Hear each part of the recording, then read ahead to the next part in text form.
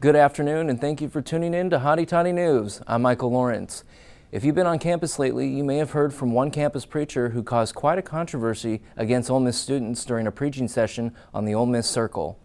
Why don't you tell people how to not go to hell if you actually know what you know about the Bible? That's right. Why don't you try to help people get to heaven instead of persecuting people? Because that's not what a Christian is. Amen.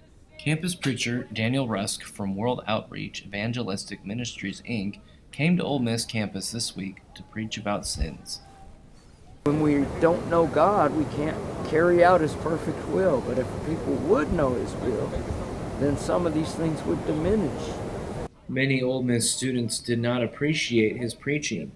Ole Miss student Amaya Jones says the preacher was judgmental and critical.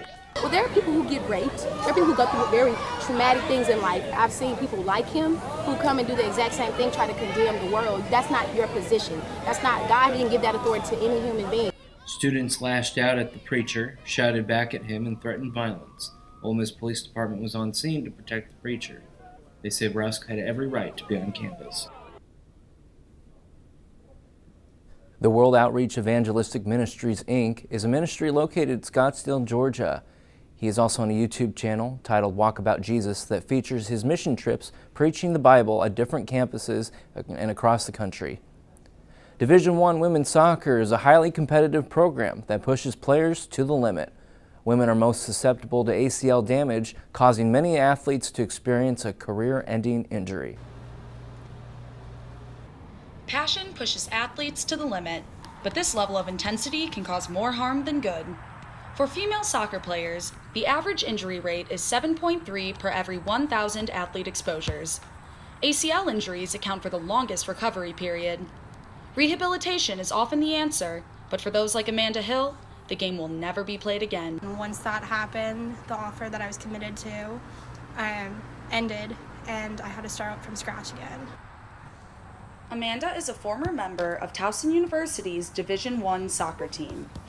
An ACL injury stripped her chances of continuing this high-level sport. For athletes that must quit involuntarily, life outside of soccer seems unimaginable. I was excited to start basically just being a normal student. I haven't ever done that, but now looking back at it, it's kind of filled with a lot of pain because being a student athlete is what I was really born to do. In order to avoid an ACL injury, proper conditioning is key.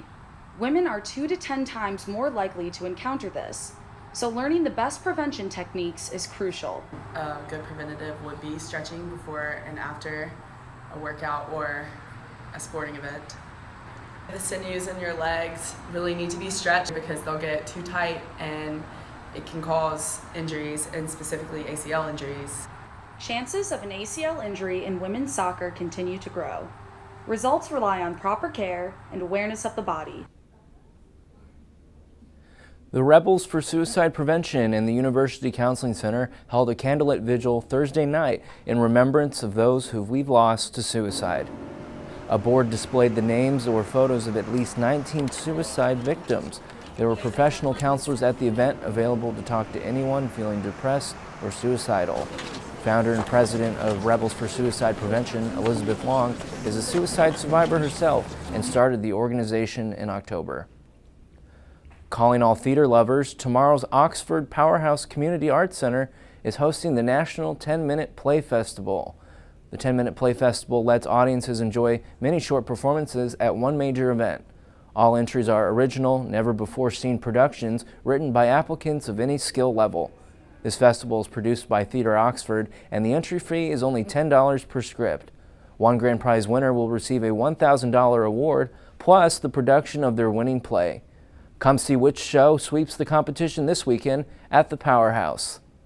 That's all that we have for today on Hotty Toddy News. Thank you for watching. I'm Michael Lawrence.